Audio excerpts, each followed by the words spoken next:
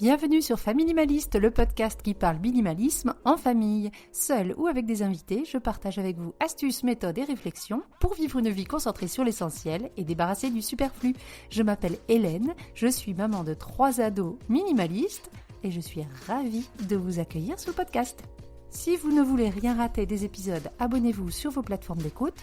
Et si vous voulez aller un petit peu plus loin et passer à l'action, rendez-vous en description, vous y trouverez les liens de mes ressources gratuites à télécharger. Et pour passer à la vitesse encore supérieure, vous pouvez rejoindre mon programme de tri 8 semaines pour tout trier. Je fais 3 séances par an. La prochaine commence en octobre et les inscriptions sont ouvertes très bientôt. Rendez-vous sur mon site internet pour toutes les informations. Allez, c'est parti pour l'épisode du jour.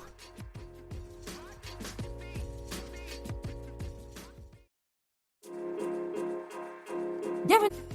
Bonjour Godefroy, merci de venir sur le podcast. Bonjour, merci de m'avoir invité surtout. Et puis merci d'avoir dit oui, parce que comme je venais de discuter avec toi, ça fait très longtemps qu'on n'a pas eu d'invité. Ben voilà, quel honneur. Je vais commencer par te présenter pour donner un petit peu un contexte aux gens qui t'entendent mais qui ne te voient pas et qui t'imaginent. Et puis raconter pourquoi tu es un petit peu là sur le podcast. Et puis après, on va pouvoir se lancer. Ça te va ? Ça marche. Tu t'appelles Godefroy, tu as tout juste 40 ans. Tu habites en Belgique, dans la région de Waterloo. Tu es papa de 3 enfants de 14, 12 et 6 ans, donc tu ne dois pas t'ennuyer au quotidien, ça c'est sûr. Si tu viens sur ce podcast-là, c'est parce que tu m'as contacté il y a quelques semaines. Tu m'as juste envoyé un message pour partager ton expérience du minimalisme et je t'ai sauté dessus littéralement en disant c'est très bien ce message, mais si tu venais en parler ici, ce serait bien. Et le but de ta venue en particulier, c'est de pouvoir parler comment tu vis ça en famille, parce que tu es un petit peu plus avancé dans ta démarche que les 4 autres membres de ta famille. Donc on va parler un petit peu décalage et motivation de conjoints et de petits humains qui vivent sous ton toit. Est-ce que j'ai des bêtises? Est-ce que tu veux rajouter quelque chose? Non, tu n'as pas dit de bêtises, à part que je suis plus proche des 41 que des 40. Mais j'ai toujours 40 tours. Je vais commencer par ma question traditionnelle. C'est quoi pour toi ta définition du minimalisme et est-ce que tu te définis comme tel? La question signature. Écoute, je ne sais pas si c'est la définition du minimalisme. Pour moi, un minimaliste ou une minimaliste, c'est quelqu'un qui va pas hésiter à remettre en question et à se poser les bonnes questions sur de plus en plus d'aspects de sa vie pour être sûr que rien ne soit fait sans y avoir réfléchi au moins un tout petit peu. Est-ce que ça va vraiment m'aider à être plus heureux, tout simplement, plus heureuse? Est-ce que ça va m'aider à accomplir mes objectifs qui sont peut-être tout simplement d'être heureux, de passer plus de temps avec mes enfants, etc. Donc voilà, pour moi, c'est ça un minimaliste, c'est quelqu'un qui ne va jamais acheter de façon ou qui va faire de moins en moins de choses juste parce que c'est comme ça et qui va consciemment réfléchir à est-ce que vraiment c'est comme ça que ça doit être. Oui, donc il y a vraiment ce côté réfléchi de je fais les choses parce que, je possède les choses parce que. C'est ça, et que beaucoup de choses peuvent être faites par réflexe dans la vie pour plein de raisons, et que c'est peut-être s'arrêter et se poser la question est-ce que vraiment j'ai besoin de faire ça? Est-ce que vraiment j'ai besoin d'acheter ça? Et c'est quelqu'un qui fait ça au quotidien. Ça implique une bonne connaissance de soi, de soi-même, de ce qu'on veut. Toi, tu as toujours eu cette vision claire ou justement c'est quelque chose qui est venu plus tard et le minimalisme s'est greffé dessus? Est-ce que tu peux nous parler un petit peu de ton parcours vers le minimalisme? Alors, non, je pense pas que j'ai toujours su ce qui me rendait heureux, à part quelques activités. Je sais que j'ai toujours aimé lire, écouter de la musique, en faire un moment, les jeux vidéo, le cinéma, tout ça. Identifier plus clairement ce que j'avais vraiment envie de faire de ma vie et être un peu plus aligné dans tous les aspects de ma vie. Ça, c'est venu évidemment bien plus tard. Et là, je pense que le minimalisme m'a aidé à identifier ça. Comme tu l'as dit souvent dans ton podcast, le minimalisme, ça doit partir par identifier son essentiel. Sinon, sans but, on arrête vite. Et ça a été un petit peu le point de départ de ça. De dire, réfléchir. Peut-être parce que j'étais pas heureux de mon travail. Peut-être parce que, voilà, c'est comme ça que c'est venu.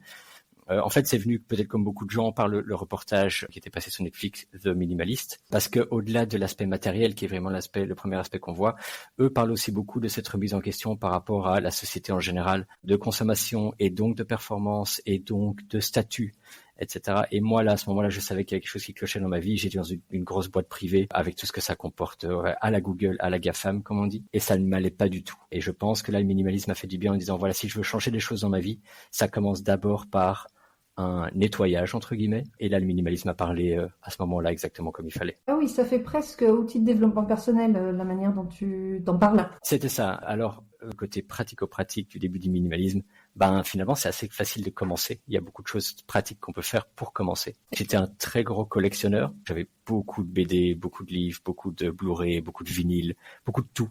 Et en fait, ça a été cette réalisation que, de un, ça coûte de l'argent. Et de deux, et c'est là que c'est la réflexion qui a commencé, c'est de me dire, est-ce qu'en fait j'aime bien lire des BD ou est-ce que j'ai besoin de les posséder toutes? Est-ce que j'ai besoin de ça? Je me suis rendu compte à ce moment-là que c'était peut-être plus une source de frustration qu'autre chose, toutes ces collections, parce que elles sont infinies, elles sont infaisables. Il y aura toujours des films à acheter, il y aura toujours des BD à collectionner. Et donc en fait, là, je me suis posé la question en disant, en fait, ça me définit pas tant que ça de les posséder.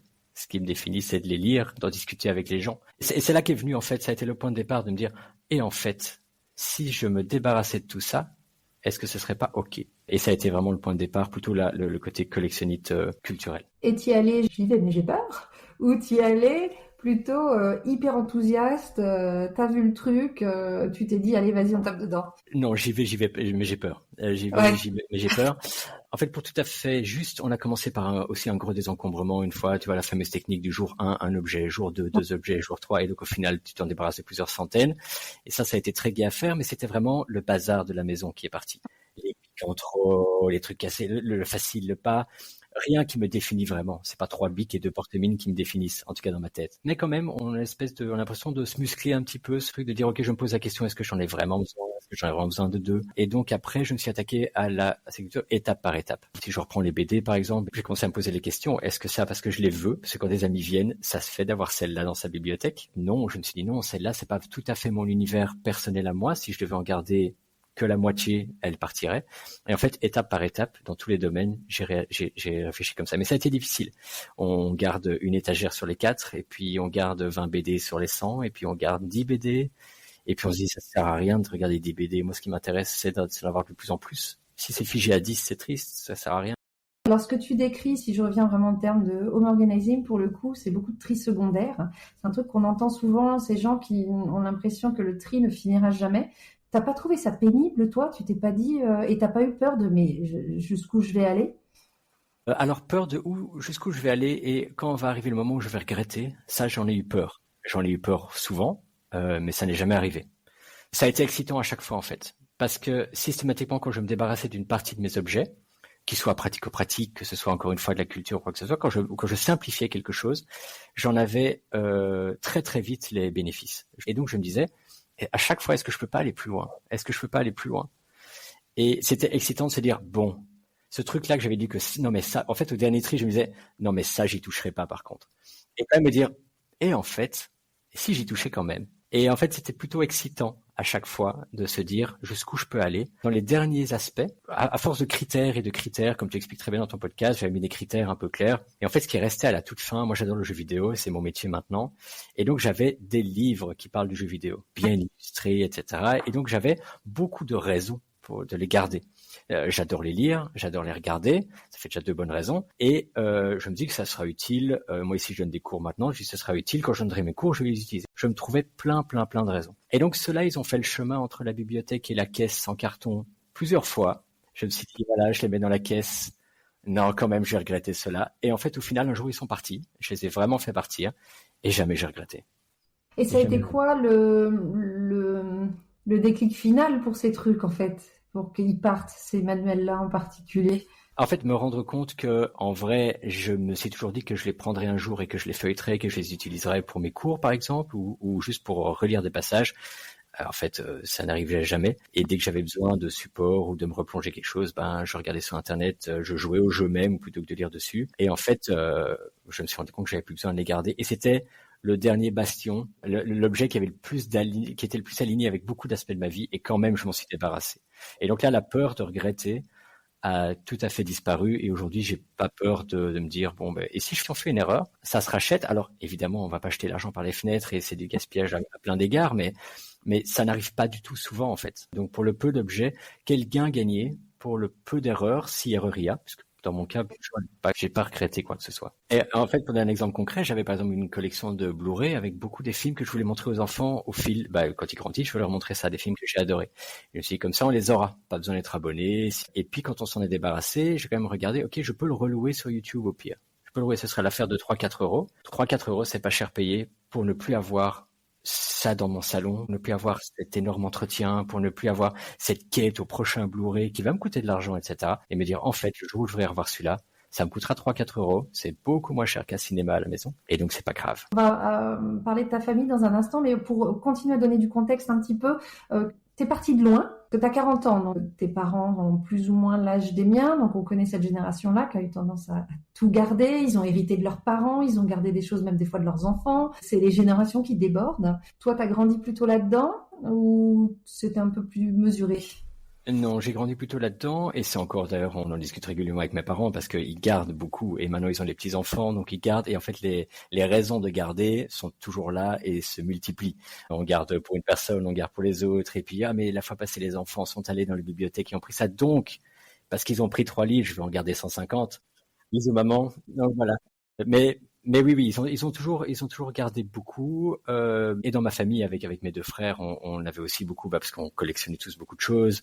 On aimait aussi beaucoup tout ce qui était technologique. Donc, on renouvelait les appareils régulièrement. Tout ça était excitant. Et voilà. Et donc, mes parents ont beaucoup gardé, mais aussi beaucoup en termes de souvenirs. Et tes frères, ils ont fait comme toi, juste par curiosité, ils se sont dit, moins c'est mieux? J'ai un frère qui ne se pose pas la question, il continue et il est aussi pareil, il a continué à fond l'informatique technologique, donc il a toujours des bonnes raisons d'acheter des nouvelles choses et ça lui fait toujours extrêmement plaisir, donc je pourrais pas lui dire d'arrêter ça, c'est son essentiel. Mon autre frère est extrêmement minimaliste aussi et il a aussi beaucoup cette réflexion et on partage beaucoup, ce qui est très très motivant de pouvoir partager. Ça lui a parlé aussi. Il a aussi 3 enfants, donc il va aussi mettre en place les mêmes tactiques pour rester minimaliste. Donc 3 enfants, c'est une bonne transition. On sent que toi tu as fait les choses pour des raisons très personnelles et c'est ce que je conseille à tout le monde. Comment c'est arrivé dans ta vie de famille le minimalisme? Alors c'est arrivé par cet exercice très très pratique parce qu'au début quand moi je me suis renseigné, ça m'a parlé à moi, mais c'était plus dans une espèce de remise en question comme je l'expliquais de toute ma vie en fait, de me dire voilà c'est quoi aujourd'hui, comment je peux réinventer un petit peu ce que j'ai envie de faire. Par contre avec eux, avec les enfants et avec ma femme, c'est arrivé d'un côté très pratico-pratique. Une maison qui est de taille raisonnable mais qui n'est pas un palace, 3 enfants et ça fait beaucoup de bazar, beaucoup de brol comme on dit en Belgique. En fait ça a été un petit peu le point de départ de se dire sans mettre le label vraiment minimaliste, de faire cet exercice, jour 1, jour 2, jour 3, un objet, 2 objets, 3 objets, et de le faire avec eux. Et là, ça a été assez marrant, et ils l'ont pris comme vraiment une façon de faire un gros rangement de la maison. Avec un petit peu de crainte au début, en disant, en fait, on va s'attaquer à ce que j'ai de plus cher. Je pense que beaucoup de gens ont ce réflexe-là, de dire, directement, on pense à l'objet qu'on a le plus cher et dire non, je pourrais jamais me débarrasser de ça.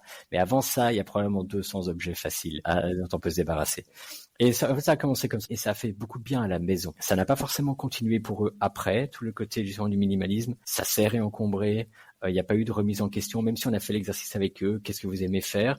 Et essayer de lier ça avec, mais justement, si vous aviez moins de ça, vous pourriez consacrer plus de temps à ceci. Mais le lien, c'est pas vraiment fait et aujourd'hui c'est compliqué pour eux et je les embête plus trop avec ça, même s'ils vont dire le contraire. Ça a commencé comme ça a commencé par un gros ras-le-bol de ce bazar dans lequel on vivait en permanence. Et comment ta conjointe t'a réussi, elle, à l'embarquer? Parce qu'on entend que les enfants c'est un petit peu plus compliqué, on reviendra là-dessus. Le côté désencombrement de la maison avec cet exercice-là a fait beaucoup de bien. Donc c'était déjà une première étape, une petite graine à mon avis qui a commencé à germer. Et quand même, moi ça m'a tellement parlé que je me renseignais beaucoup, je lisais, j'écoutais les podcasts, je regardais les émissions, etc. Donc j'allais loin, très vite. Et elle a pris un peu peur, je pense, sans être arrivé vraiment au conflit. Quand même, ça a été un peu compliqué. Jusqu'au jour où on a eu une bonne grosse discussion, parce que moi, je disais d'où viennent les réticences à ce point-là. Et en fait, c'était vraiment le côté peur de se débarrasser de quelque chose, plutôt à laquelle il était émotionnellement attaché, et que de le regretter ensuite. De comme si on se débarrassait de l'objet ou du souvenir, le souvenir intellectuel, je veux dire qu'on allait disparaître. Ouais. Et qu'un jour on D'accord, quand vraiment cette peur d'oublier quoi. C'est ça, cette peur d'oublier, c'est exactement ça. Jusqu'à ce qu'elle réalise que c'était probablement pas une bonne raison pour garder autant d'objets, cette peur d'oublier, parce que probablement que ça n'arrivera pas. Et comme tu disais très bien dans un de tes podcasts aussi, combien d'objets on a besoin pour se rappeler de quelque chose. C'est pour se rappeler d'une personne, un objet suffit. Il suffit juste de trouver lequel.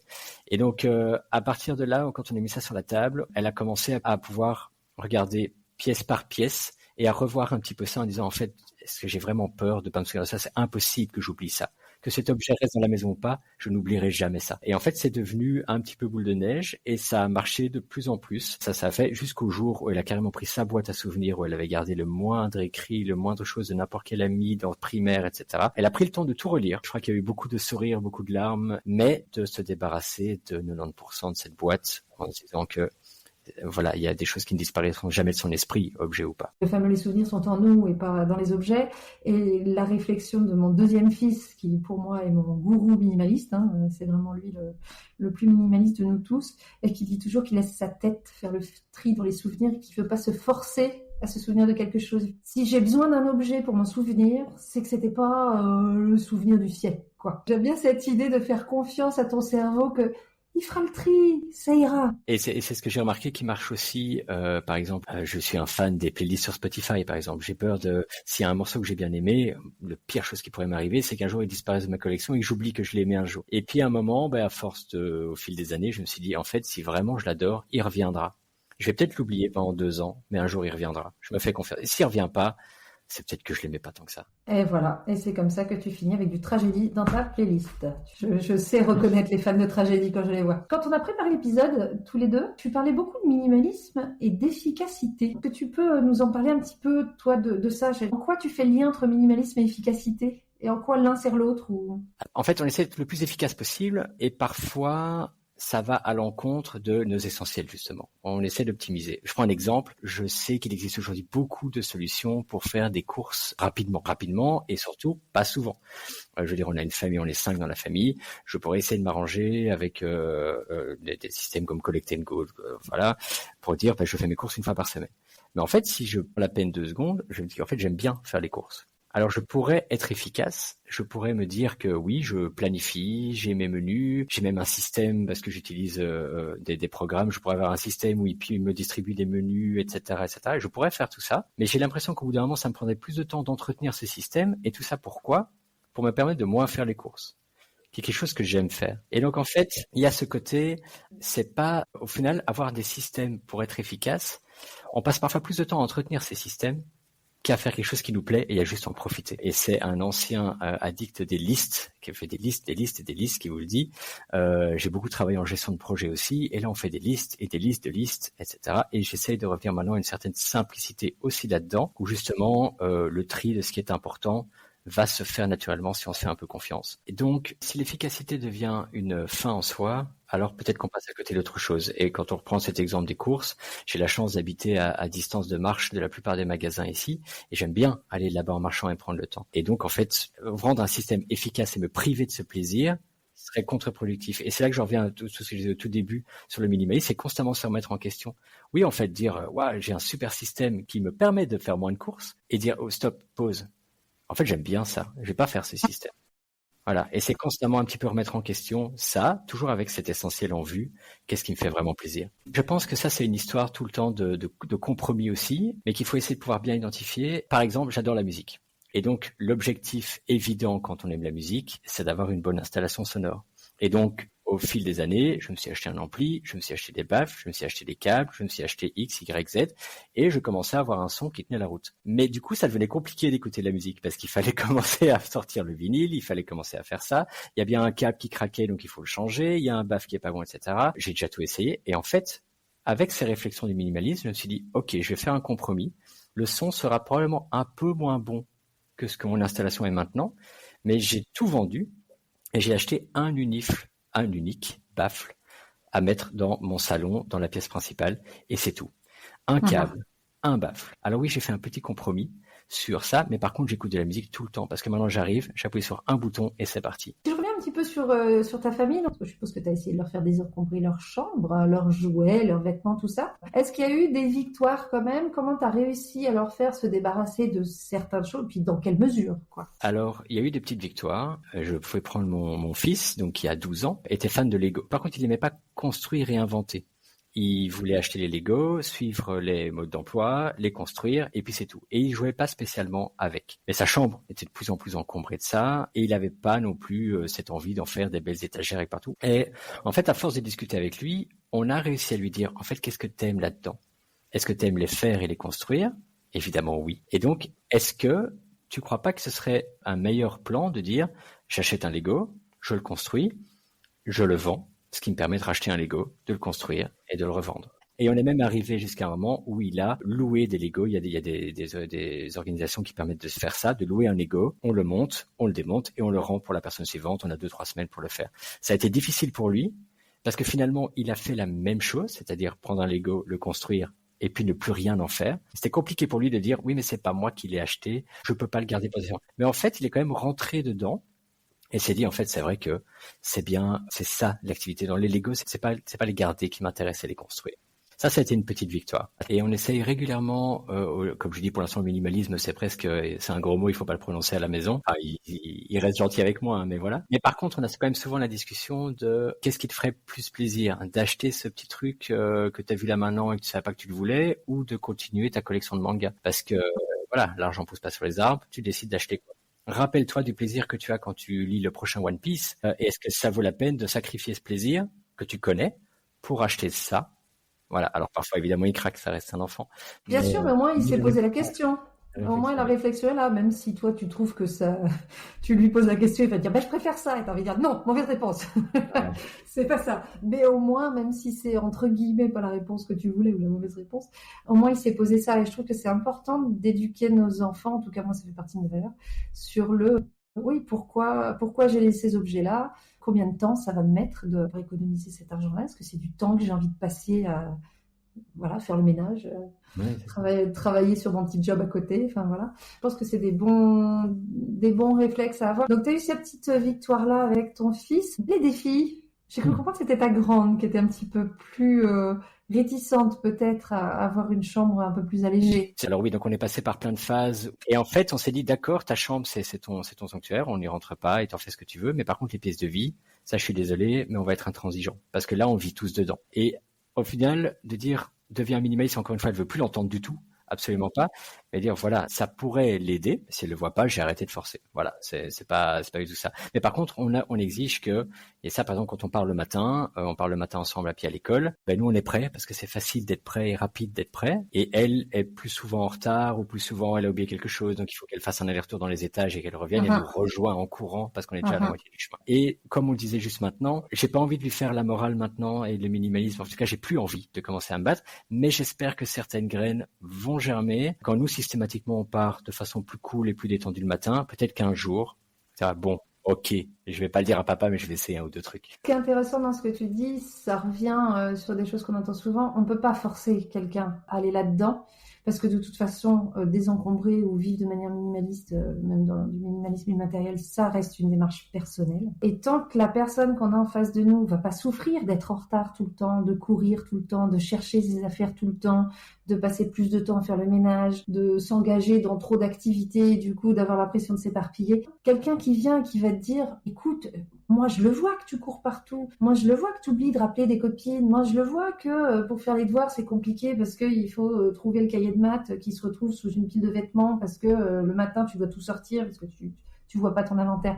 Nous on le voit. Si cette personne-là, ta fille ou n'importe qui d'autre, ne souffre pas de ça, c'est compliqué pour nous de venir et d'être entendus. C'est ça le truc. Une fois qu'ils constatent même que ça les fait souffrir ou en tout cas que c'est pas facile au quotidien, il faut encore qu'ils fassent le lien et qu'ils soient convaincus que ok, c'est peut-être quelque chose qui va m'aider. Parce qu'ils disent non, mais je vois pas en quoi me débarrasser de ceci, me débarrasser de cela ou revoir ça va m'aider dans mes problèmes. Et ça, malheureusement, on peut pas leur dire crois-nous. Non. Le jour où elle vivra toute seule, elle devra complètement faire tout son ménage. Ça a marché. On parlait des petites victoires, ça a marché. Mon fils, à un moment, mais il est fan de jeux vidéo aussi, et on lui avait dit, d'accord, tu peux jouer X temps chaque jour, mais par contre, ta chambre doit être rangée d'abord. Et alors, on a combiné ça avec, on fait un petit test. Tu prends tous tes objets de ta chambre, la plupart, en tout cas, sauf ce que tu as besoin pour vivre, évidemment. On met tout dans les caisses, on met tout à la cave pendant 1 mois. Et en fait, là, c'est marrant parce qu'il a vu vraiment l'avantage. On disait, voilà, vous devez ranger vos chambres avant de pouvoir jouer ou de regarder un film, etc. Et lui, littéralement 2 minutes, c'était fait. Et je lui faisais remarquer systématiquement. Je dis, alors c'est pas cool? Il y a des choses qui te manquent? Non. Mais malgré ce constat de dire c'est vrai, ça n'a pas pérennisé, malheureusement. Mais encore une fois, c'est quelque chose que je lui rappellerai. Tu te souviens quand, voilà, si le jour où il aura de nouveau, il râlera sur sa chambre en parlant, je lui rappellerai que ça a été un jour autrement. Mais je pense que ça revient à ce qu'on disait tout à l'heure. Peut-être ta manière de transmettre le minimalisme avec tes enfants, c'est pas tellement leur transmettre vous allez avoir un inventaire qui est bas, mais plus c'est une manière de s'interroger. Oui. Et si tu arrives à faire en sorte qu'eux, ils s'interrogent sur le pourquoi j'ai ça, pourquoi je le garde, pourquoi tout ça, même si à la fin ils décident que ah ben parce que A, B, C, D, E, donc je le garde, A, B, C, D, E, donc je l'achète, ben au final, tu as quand même transmis ce que tu disais tout au début sur ta définition, c'est acquérir et garder les choses en pleine conscience. Donc ce sera peut-être plus que toi ce que tu voudras, mais tu l'auras quand même transmis ça. Et de facto, quand tu grandis et que tu rends compte un peu de l'impact de notre consommation, voilà, sur toi, tes sous déjà, et puis sur l'environnement, sur la planète, tout ça, là, à ce moment-là, ils vont peut-être pouvoir ajuster. Mais déjà, si tu arrives à mettre en place ce mode de fonctionnement et de questionnement, je pense que tu as gagné le truc, en fait, au final. Pas encore. Et je crois que ma fille a déjà un petit peu ça, où elle achète, mais elle achète pas beaucoup, et elle achète souvent pour son loisir principal, son plaisir principal, qui est le dessin et la création, en fait. Donc ça, c'est déjà une petite victoire aussi. Et du coup, c'est quoi, on arrive doucement à la fin de l'épisode, c'est quoi les prochaines étapes pour toi et ta famille? Je pense qu'au niveau du côté du minimalisme matériel, je suis content de là où je suis, je sais ce que j'ai. Mais par contre, ce serait intéressant au niveau plus de la maison d'installer des routines de tri, vraiment pour se dire, parce que notamment ma femme a toujours l'impression de aussi, ça va se réaccumuler si on met pas en règle des règles. On a l'impression que ça va toujours passer par un petit seuil de crise. Là, ça suffit, on redésencombre. Et en fait, on devrait avoir des routines de tri pour ne plus arriver jusqu'à ce seuil de crise. C'est plutôt pour la maison. Et alors pour moi, personnellement, ma prochaine bataille, c'est l'agenda. On a la chance d'avoir beaucoup d'amis, beaucoup de gens avec qui on passe du temps. Et en fait, on a envie de ralentir un tout petit peu pour justement passer plus de temps aussi avec la famille nucléaire, avec les enfants, et avoir le temps, et laisser un peu de place à l'imprévu. Justement, c'est ces mêmes amis qui nous diraient vous êtes libre ce soir, on fait ça, voilà. Et donc pour ça, j'ai déjà commencé à faire pas mal de jeux. Par exemple, on met qu'une chose par week-end. On met pas systématiquement quelque chose le vendredi soir et le samedi soir. Mais en fait, le défi principal, je trouve que c'est de l'assumer devant les gens. Les gens qui vont demander, tu fais quelque chose samedi? Non, mais ça veut pas dire que je vais dire oui à ce que tu vas me proposer. Je peux tout à fait n'avoir rien, et ça, c'est parfois difficile pour les gens. Mais c'est dur parce que la personne, elle va entendre, ah, tu préfères rien faire chez toi que de passer du temps avec moi. Donc franchement, je suis très bas dans ta liste de priorités, quoi. Tu préfères ton canapé à une discussion avec moi. Ouais. C'est ça, et j'ai déjà eu la remarque quand les gens s'en comptent un peu, ils disaient, tiens, tu fais quelque chose tel jour. Je dis, voilà, non, on trouve que ça va. Donc en fait, tu n'avais rien, et quand même, t'as dit non à ce que je proposais. Et ça, c'est compliqué pour les gens. Et je prenais l'exemple de mon frère tout à l'heure, avec qui c'est très agréable justement, parce que lui comprend le truc de dire, voilà, est-ce que vous voulez faire ça? Par exemple, on fait beaucoup de concerts ensemble, et je lui ai dit, voilà, cette année, les concerts, j'adore à chaque fois, mais parfois, ça tombe mal. De ressortir le soir après une journée de travail, ou parce qu'on a envie de rester avec les enfants, etc., à la maison. Et donc, je lui ai dit, en toute transparence, les concerts m'intéressent. Certains concerts, il n'y a pas le choix. Faut acheter le ticket longtemps à l'avance, sinon on n'en aura pas. Mais si j'ai le choix, je lui dis, écoute, je note la date, mais je prends pas les tickets, et je les prendrai la semaine du concert. S'il en reste. On parle de nouveau de compromis. Parfois, il en reste pas, et tant pis, je passerai à côté d'un concert, c'est pas grave, il y en aura d'autres. Mais je ne me dis plus 5 mois à l'avance, ce jeudi-là, exactement, j'aurais envie d'aller à un concert. Parce que qui peut savoir ce qu'il aura envie le jeudi dans 5 mois? Et dit, ok, je comprends, et je le prendrai pas mal si finalement tu viens pas. Et ça, c'est très, et ça, c'est mon but, c'est de faire comprendre aux gens.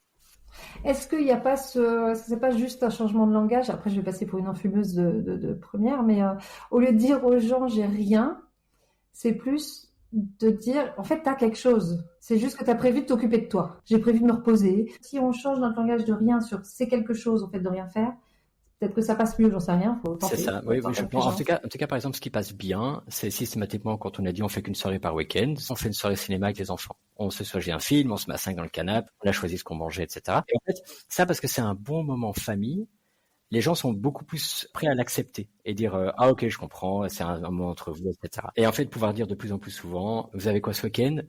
Dimanche, on n'a rien, et c'est super comme ça. Et en fait, ça, j'aime bien pouvoir le dire et l'assumer, et que les gens en face comprennent ou comprennent pas, voilà, ils feront tant pis. Mais je pense que le message passe, et je pense qu'il y a beaucoup de gens à qui ça fait du bien de l'entendre. Ah oui, c'est ça. Et ça ne veut pas du tout dire qu'on n'avait pas envie de voir les gens, que voilà, mais ça veut juste dire qu'à ce moment-là, ça fait du bien de se poser. Pour finir, quel conseil toi t'aurais à donner aux familles qui n'arrivent pas à se motiver pour vivre avec moi? Moi, je dirais, commencer par quelque chose qui est l'évidence. Si là, maintenant, vous deviez vous débarrasser de tel ou tel truc, ou vous attaquer à tel ou tel truc, ce serait quoi? Et commencer vraiment facile, quand c'est tout petit. Et ensuite, c'est facile de faire un test. Comme j'ai dit, l'exemple qu'on l'avait dit, on prend tous les objets, on les met dans des caisses et on les laisse un mois, et puis on voit ce qui se passe. Ça vous coûte rien. Vous vous débarrassez pas des objets. Si vous avez envie d'essayer, évidemment, encore une fois, on ne peut pas forcer les gens à le faire, mais si vous avez envie, si vous êtes motivé, comme ta question le dit, essayez ça. Ça vous coûte rien. Vous débarrassez.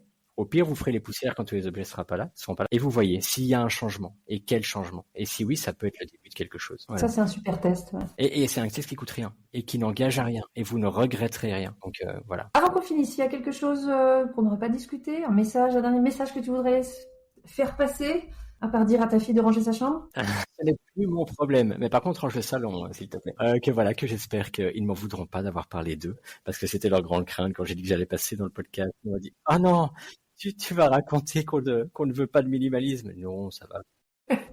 Non, je pense que ça parlera à beaucoup de gens et tu l'as fait avec beaucoup de bienveillance, donc il n'y a pas de raison. Merci Godefroy, merci vraiment pour ton temps, ta disponibilité et puis écoute, donne des nouvelles, ça peut être sympa de savoir comment ça évolue, si tu arrives à faire le tri dans cet agenda et si tu y arrives et que tu arrives à nous donner des trucs qui ont marché avec ton entourage pour qu'ils arrêtent de te harceler ou de sortir mis à l'écart parce que tu avais envie de rien faire un samedi, tu pourras venir avec plaisir nous en parler sur le podcast. Avec grand plaisir. Merci encore pour ton invitation.